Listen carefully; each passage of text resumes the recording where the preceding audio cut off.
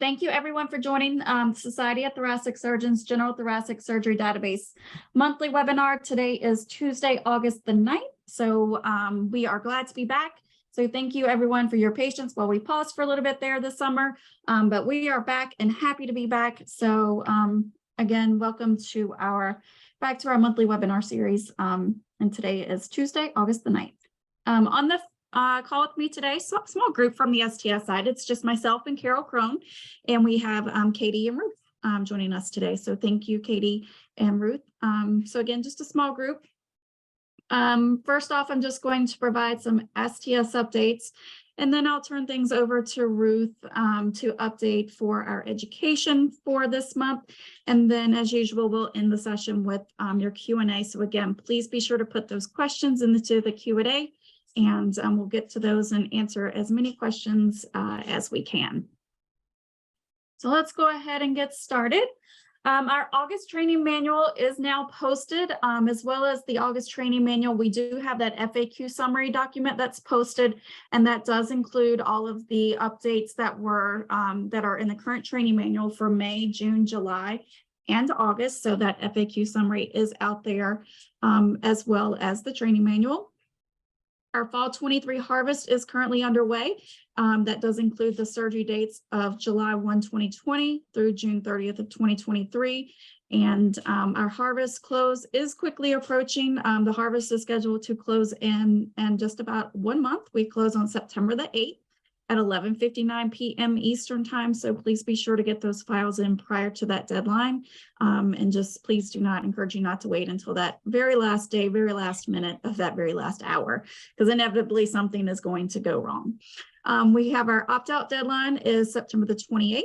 And then also new for this harvest, we will be sending out a pre-analysis report exclusion warning. So I'll get more, give you more details about that on the next slide. But again, that is new for this harvest.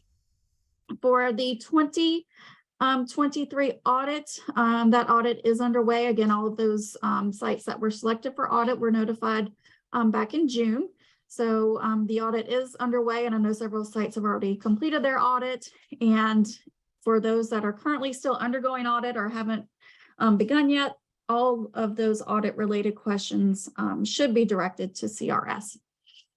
Also, I just wanted to give a quick thank you to all of you who participated in that laterality project request. Again, thank you for taking the time and providing that feedback to us.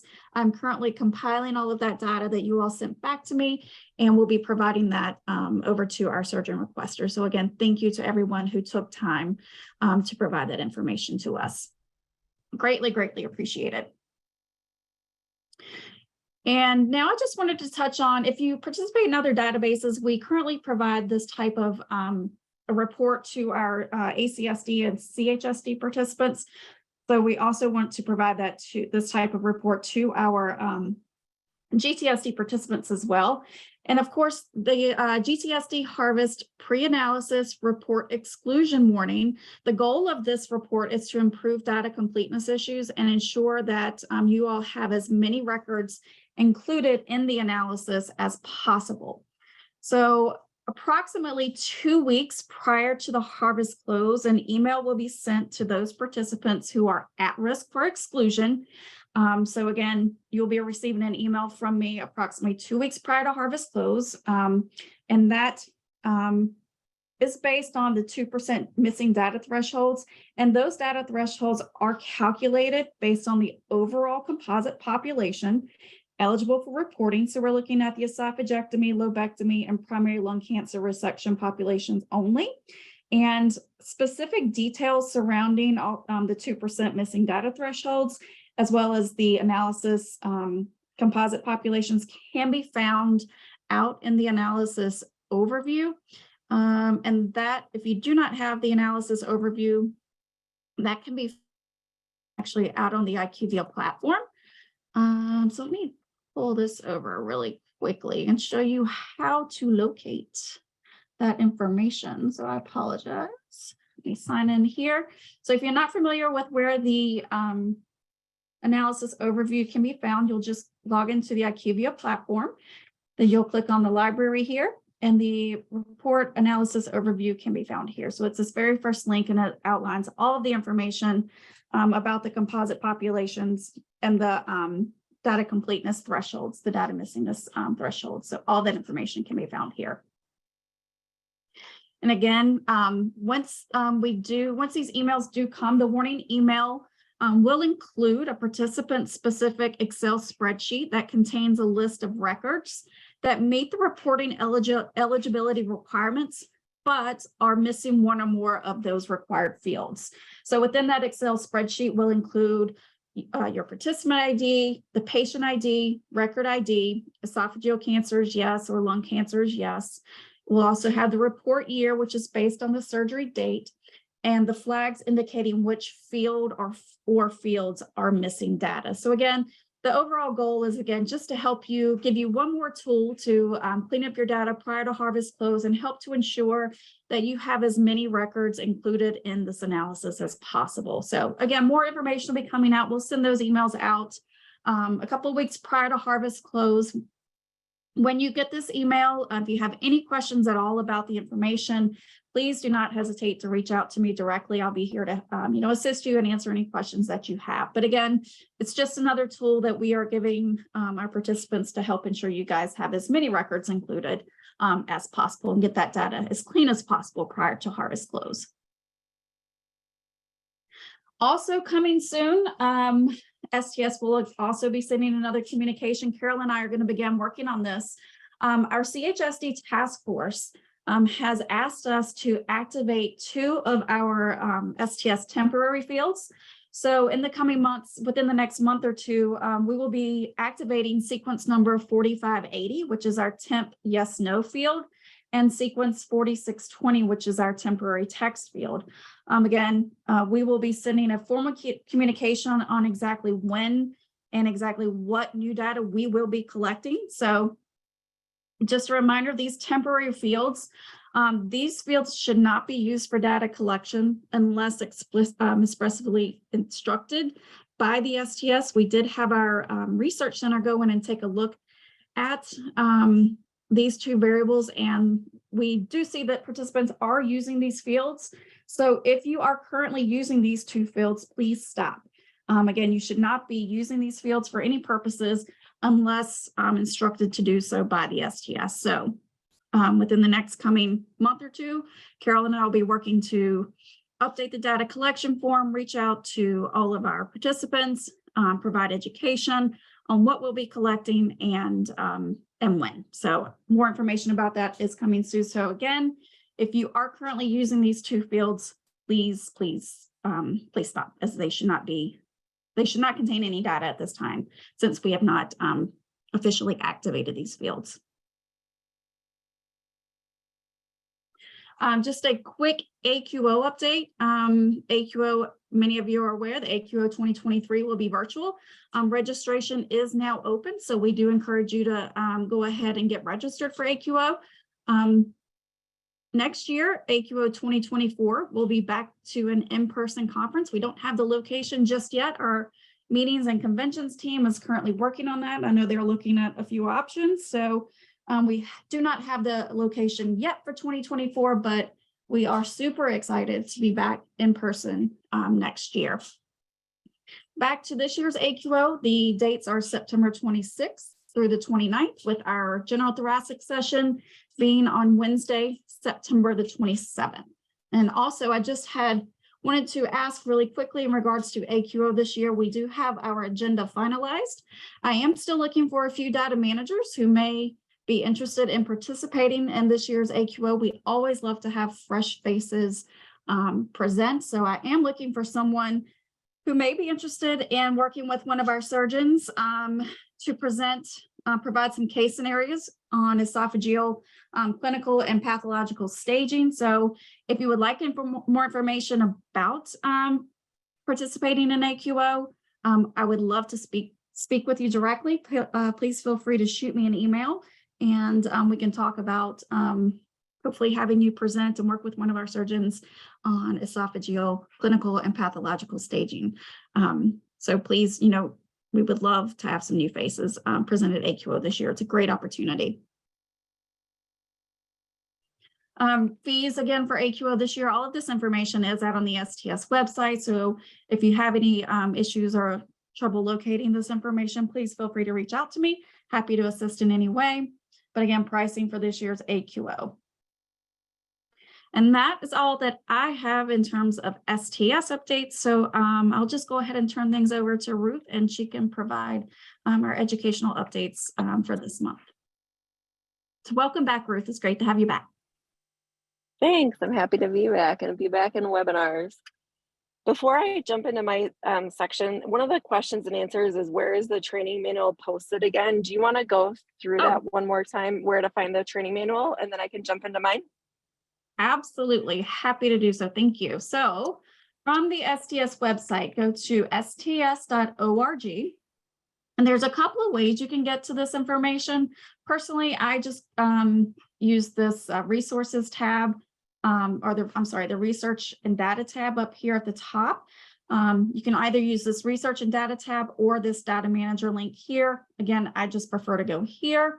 So I select research and data, just scroll down and click on STS National Database.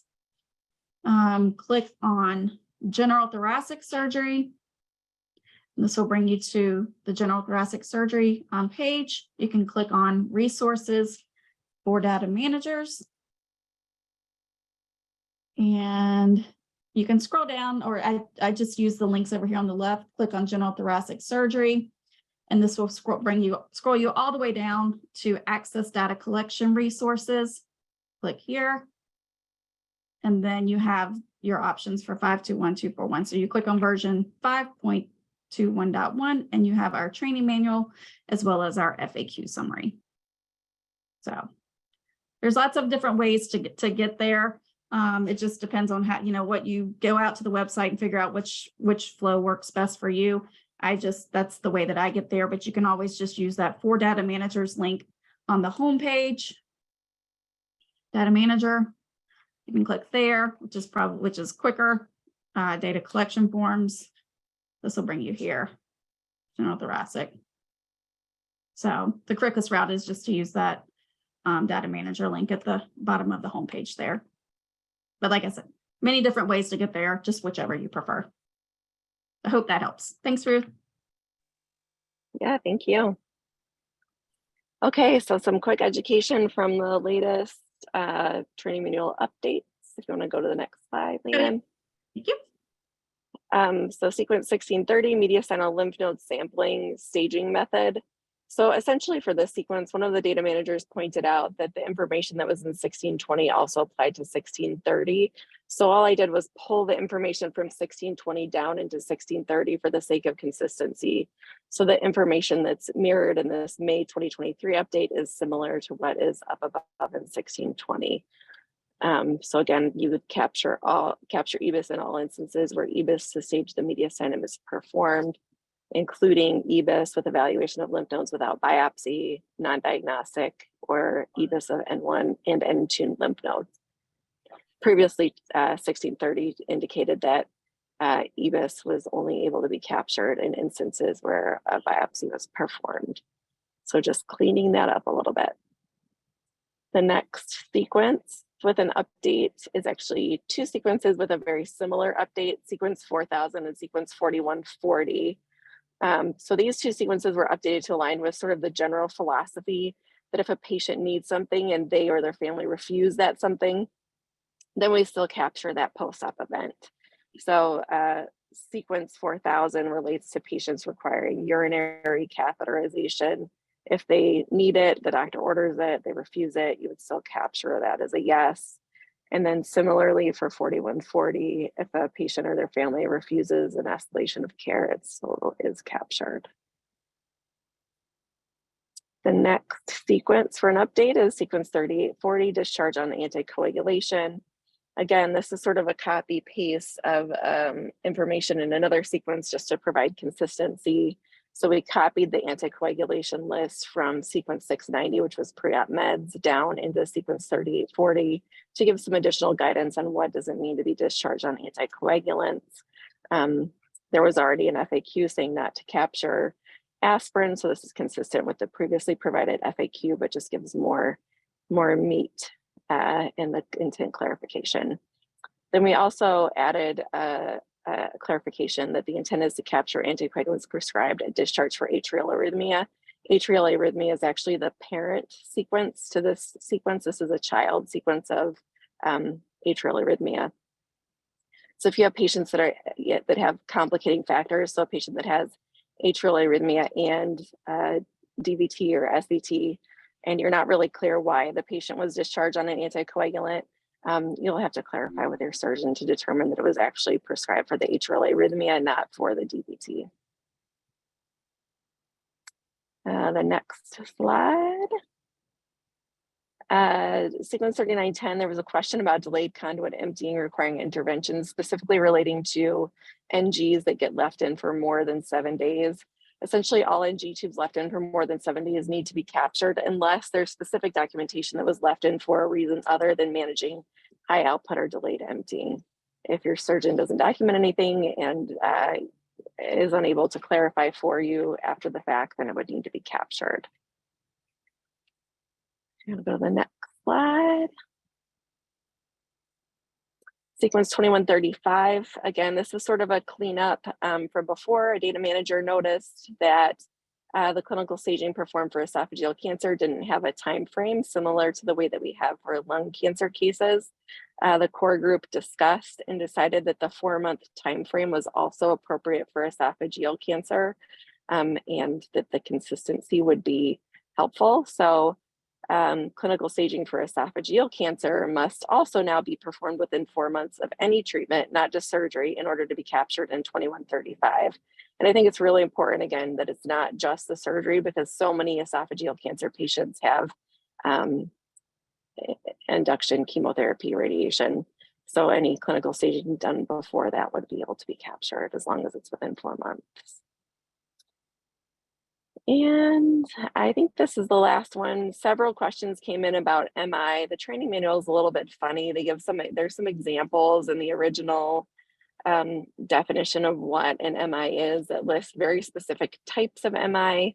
And the intent was not to exclude other types of MI. So any clinician documentation of a post-op MI would be captured in 3870. It doesn't have to be the 2 specific types that are sort of listed there in the training manual. And I think that's it for me, maybe. Yes, ma'am. Yes, thank you. Thank you, Ruth. I appreciate it. For contact, thank you. For contact information, again, if you're interested in presenting at AQO, and I just wanted to clarify, I know Katie's responding to someone who posted a question, so thank you very much, Katie. So just to clarify, what we're looking for a data manager to work with one of our surgeons. So Dr.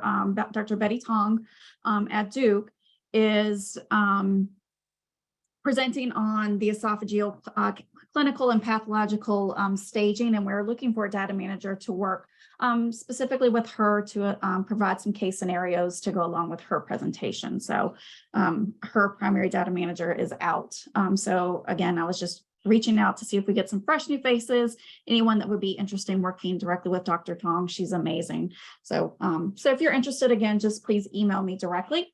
For any other questions, we do ask that you please contact our help desk, our support, for if you have any harvest related questions or analytical report related questions, please reach out to us at stsdb_helpdesk.org, _helpdesk@sts.org. If you have questions regarding participation, contracts, things of that nature, payments, reach out to us at stsdb@sts.org. And of course, if you're not sure who to contact, you can start with the help desk or you can start with me and we'll get you pointed in the right direction. So mark your calendars. Like I said, we're back. Our next user group call is scheduled for August the 23rd at 2:30 Central. And then we'll have our next monthly webinar scheduled for September the 13th at 2:30 p.m. Central Time. All right, and then we've got some questions coming in. So again, if you have any questions, please put those into the Q&A. Our first question is from Marissa. Will AQO next year also have a virtual option as well as in person? So unfortunately, we will just have the in-person option. We will not have like a live stream going on in addition to our in-person meeting. Carol, correct me if I'm wrong, but we're just planning to just offer that in-person option, correct? For 2024, Yes, for 2024. we're planning on a virtual option as well, like we Oh, did we are. for Okay. 2020. Mhm. Oh, excellent. Thank you. See, this is It why you're won't be here. live virtual. It'll be just like 2022 with the Mm-hmm. the live presentations recorded and then available within a certain amount of time frame after AQO. Perfect. Thank you. Okay. When you do the pre-harvest missing list 2 weeks before harvest, were you providing a start date of the data pool? Yes. So in the communication, we will have all the information. We'll have the information of when the snapshot of that data was taken and when we ran that report. So and it's only going to be a one-time run. So we'll provide in the communication the date that we ran that report. So if you submitted data after that date, that report doesn't reflect anything that you've submitted post after that particular date. But again, all of that information will be outlined in the communication. And then once you get that communication, again, if anything still isn't clear, please just reach out to me directly and I'm happy to answer any questions that you have. So you mentioned sending the pre-quality report. Does it mean we should have submitted the data after the 3rd week of August? No, it does not mean you should have. You could submit anytime. It's just another tool that we're giving you 2 weeks prior to harvest. If you haven't submitted data by then, we'll just take a snapshot and look at the data that is currently in the data warehouse for you. So again, it's just based on what's in the data warehouse on that exact date when we run that report. So again, all that information will be laid out. And that report, will be run within right around the 2-week time frame, right prior to harvest close. Ruth, I think this is a question. What is time frame that smoking cessation counseling needs to be performed after patient quits smoking? Yeah, I think they're referencing the quality measure at the end of the record. Yep. So the I don't have the training manual open in front of me, unfortunately, but I think the timeframes for that one are determined by your institution. So really all of that is up to you. You only have to complete smoking cessation counseling if your patient screens positive for tobacco abuse. So presumably if they're not smoking any longer, you're screening them negative and you wouldn't have to complete counseling. But if your institution for some reason is still screening them positive and completing counseling, then it's institution specific, not defined by the STS, which I know feels like a horrible answer, but it's true. Thanks, Ruth. Let's see, for sequence 2490, if the patient had symptoms of MG but did not end up having MG, do you code yes here? I don't have the training manual in front of me. I'm not sure what 2490 is off the top of my head, but Mindy, if you submit it as an FAQ, I'll give you an answer back in 24 hours. I thought I had it pulled up. Sorry, Ruth. No problem. 2490, but yeah. I've got if you need it, Ruth, let me know and I can pull the training manual over if you need it. Okay, any idea if IQVIA will add this section for 30-day follow-up or hiatal hernia details, sequence 3500? Mindy, can you also please submit that to the help desk? And that way, when I have a meeting with IQVIA, I think we have one tomorrow. So if you could submit that to the help desk, Mindy, we can discuss that with them tomorrow. I can get some more information for you. And just submit that question to stsdb_helpdesk@sts.org. All right. You're welcome, Mindy. Let's see here. Let's see. Sorry, just your questions. Follow up to Sue's question. What is changing about KCO value can be used in DLCO data point. There's no change in August FAQ for DLCO sequence 770. Yeah, Sue was asking a question. She submitted a question to the core group and she was wondering specifically about her response. So the change to sequence 7070 will be published for the next training manual update. Awesome. Let's see here. Can you confirm when you have more than one major post-op complication, are they counted against you individually or is it grouped together? Can you show where this is located in the analysis overview? So Ruth, did you want to, it's an all or none. It's not, you don't, it's. It is, it's an all or none, yeah. If you want to pull up the analysis overview, I don't, let's see. we can go through it, but it is all or none. Yeah. And if it's not in this analysis overview, I can add it. I don't know if it's in here. I don't know if it states specifically all or none. And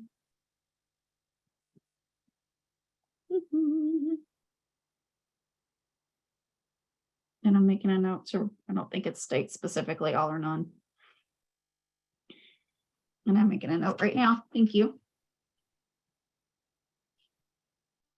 But yes, it is an all or none. You don't get dinged for each individual event.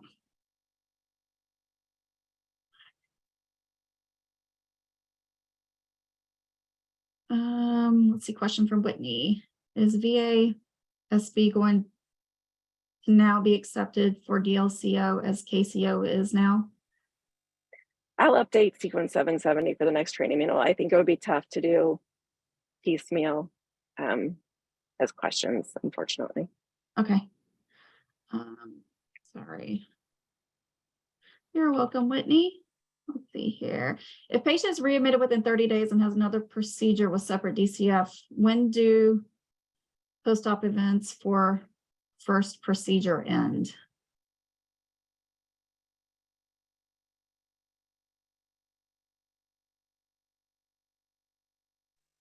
Uh, 30 days, so 30 days from discharge. So they have another analyzed procedure. Sorry, I have to go back to your questions. So it depends on whether you're going to need to know whether your second procedure is analyzed to know whether you're going to capture post-op events even longer related to that second data collection form. If your second DCF isn't an analyzed procedure, then you'll just do you'll capture your post-op events for the first analyzed procedure for the 30 days. Right. And also just, yeah, if you have specific examples, if you want to just submit those to the FAQs, Ruth could help you with, more specific examples then, so she can know exactly what type of, your second procedure, things like that. Let's see here, Dave, can we run the missing report ourselves, which you're planning to send on August 25th, 2 weeks before? Also, to get a clear picture, is it recommended to submit before August 25th? Is this correct? So you can do the missing report within the IQVIA platform. You can, look for, required fields, missing variables, things like that. We're just giving you this as an additional tool to help you address your data incompleteness and looking specifically at those mortality variables, the MT30 stat, MTDC stat. So IQVIA is probably going to run that report 2 weeks prior to the harvest close, and then they will send the results immediately over to me. So the harvest close on the 8th. So they'll probably, like we said, run it the 24th or 25th and then get that information to me. And then I will send it out. I'll be reaching out to the sites that have that are at risk of not meeting that 2% missingness threshold. So I would submit before, if you want to get the report based on, what data you have, I would submit around the 21st, 22nd, 23rd, sometime around there.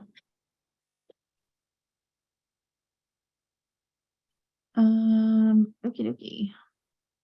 But again, just a reminder that report, it'll just be a one-time run. So once we run it that first time and you clean up your data and resubmit, we will not be running it again. It's the same we do for all the databases. It's just that one-time run just to give you that extra tool to help you ensure that your data is as clean as possible. But again, if you have any questions once that report goes out, please feel free to reach out to me directly, and I'm happy to help in any way. But then you can also, again, continue to utilize those tools within the IQVIA platform, the missing variable report, and those things to help you to ensure that your data is as clean as possible.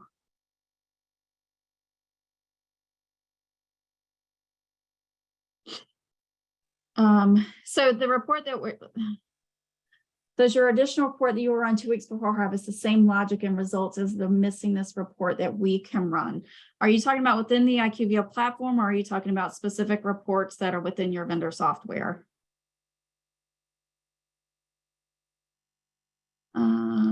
Let's see. Within the IQVIA platform, I need to look at, I need to talk to Melanie to see what the logic is for the I think in the missing variable report within the IQVIA platform, it's not applying any logic. It's not looking at lung cancer, yes, esophageal cancer, yes. It's just looking at, I think I need to check on that. It's just looking at any record missing any one or more of the required fields. I'm not 100% sure that. I need to confirm that with IQVIA. And I'll just add something, Leanne, this is Carol. Yeah. I can just add something to that.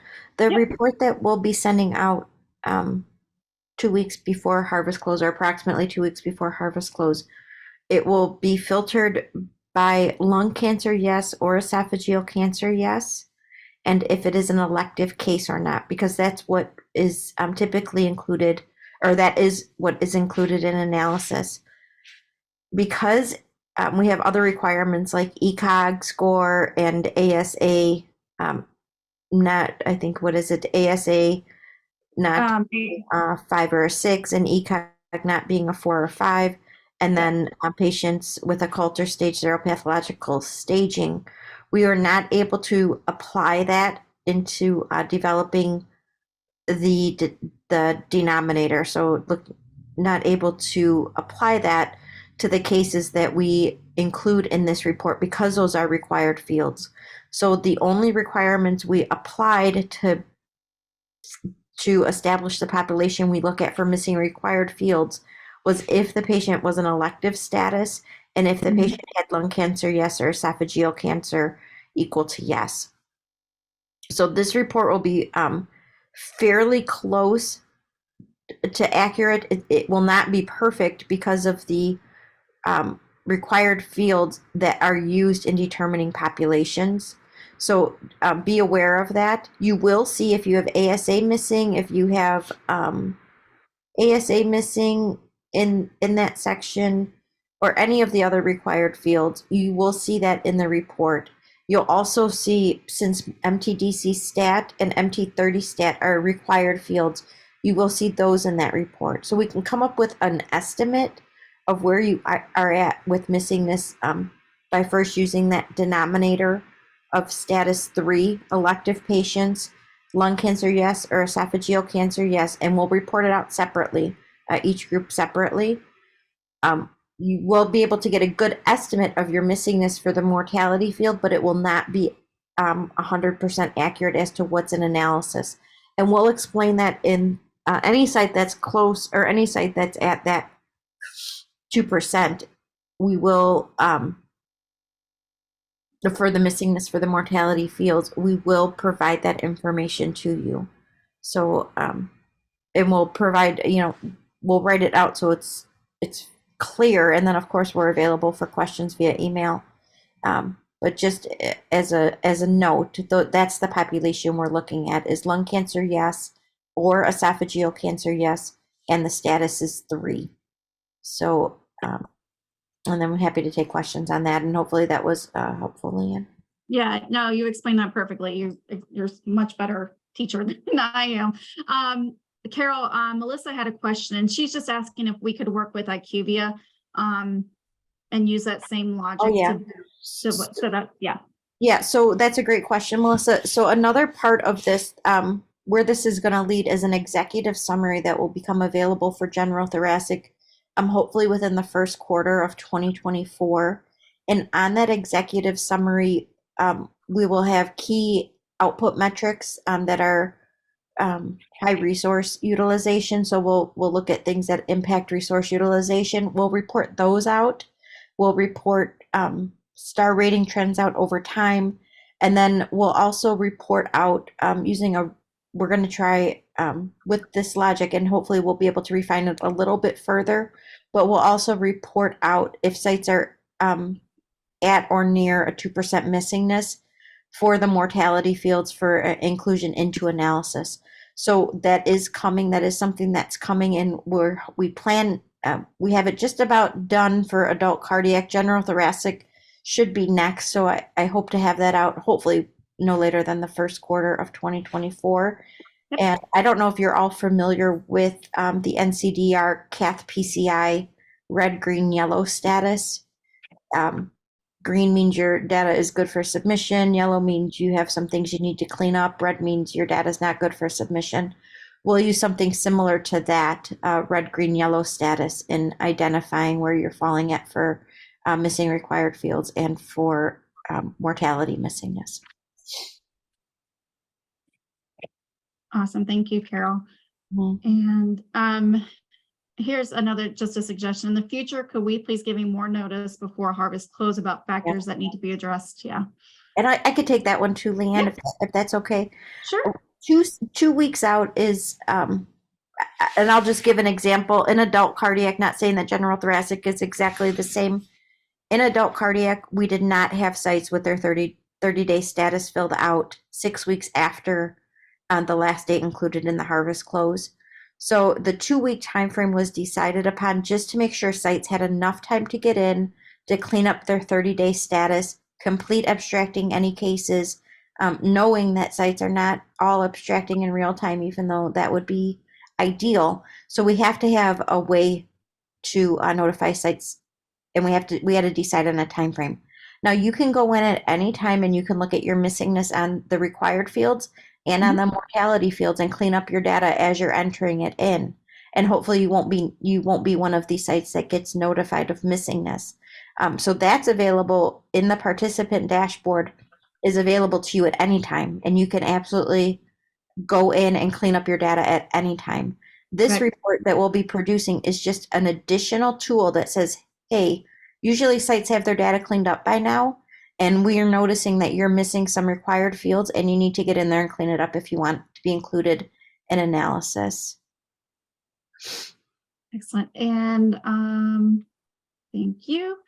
And Mary, it's okay. Yeah, Mary's just feeling a little bit panicked, but it's quite all right. And Mary, if you have any questions, like Carol said, all of these tools are available to you in the platform now. So as long as you're utilizing that missing variable report and ensuring all of your those mortality fields and those required fields are populated, you know, that's what we're focusing on in that same report. And I'm going to elaborate on Melissa's next question. She's saying the NCDR uses the green, red, yellow until a certain threshold is met, and then it changes to green and you're good to go. And you would want to be able to find all of it.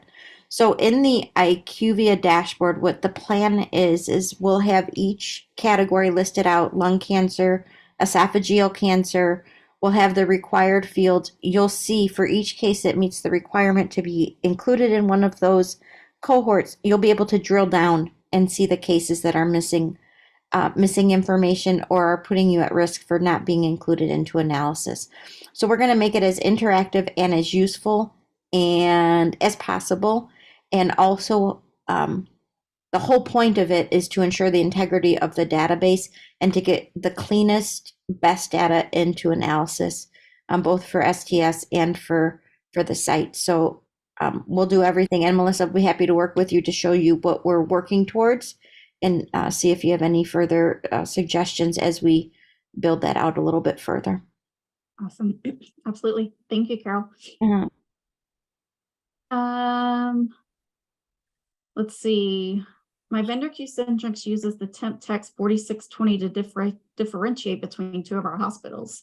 Without this entry, we are not able to separate the facilities during internal reporting. That's good to hear. Your vendor should not be utilizing that temp text field. So if you could shoot me an email, that would be great, and we could contact your vendor and work with you, because the vendor should not be utilizing those temporary texts, but any of those temporary fields, unless instructed by STS.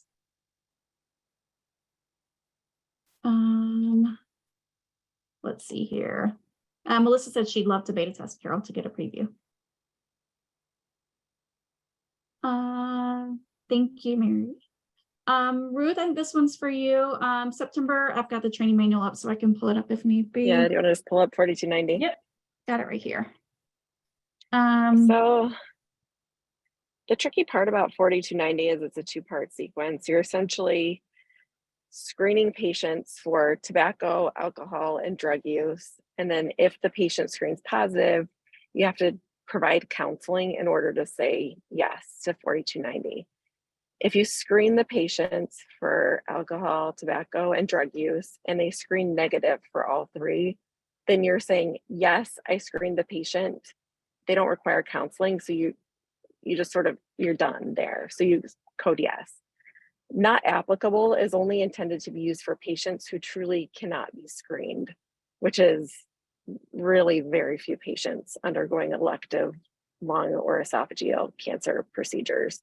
Most patients can be screened for substance use. So really it's a two-part question. Hopefully that helps. So you're saying, yes, the patient was screened. And you're saying essentially, yes, counseling was provided if required. It just so happens that your patient doesn't require any. All right, thank you. All right, let's see here. I know, Carol, we haven't established a date yet for activating those two temporary fields. I know you and I are just starting to work, but our task force has asked that we do work to activate these two fields as quickly as possible. So I would say within the next month, Carol, does that sound reasonable? Because I know we need to some things we have to do on the STS side before we can put those make those two variables live. Yeah, I would say probably September 1st. We no later than that is when we need to start going live with these. Okay.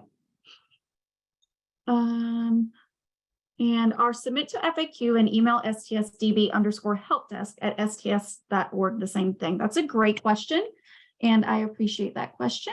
So no, they are not. So our help desk support, so this is the STSDB_helpdesk@sts.org is our email box for if you have any harvest related questions, not your clinical type coding questions. When we say submit to FAQ, we're referring to submitting a clinical question for Ruth, so she could assist you with coding or abstracting, you know, that particular variable that you're having issues with.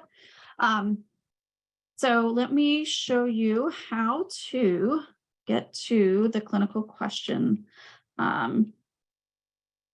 submission form. So I would just use the data manager link from the homepage, click on resources for data managers, and scroll down here to our clinical question request form.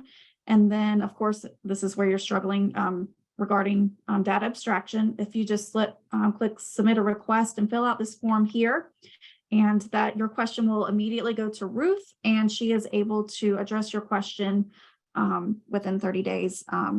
So that's the two differences. If you have a clinical question on abstracting a case, use this clinical question request form. If you have any other questions regarding submitting your data, if you have questions about your analysis report, once that comes back, you have questions about the participant dashboard, any of those types of questions, reach out to us at STSDB Help Desk. So hopefully that helped.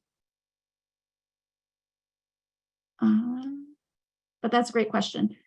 And It is great. I think there's been a bit of confusion around that lately. I've gotten some questions about star ratings, et cetera, to the clinical questions, and really That should it go just here. slows you down to send it to me. Yeah. So send them straight down to the help desk and they'll help you out. Yep. So perfect. And Mindy said she sent hers to the wrong one. Sorry, Ruth. It's okay. That's quite all It's okay, right. Mindy. All right. I am not seeing any additional questions.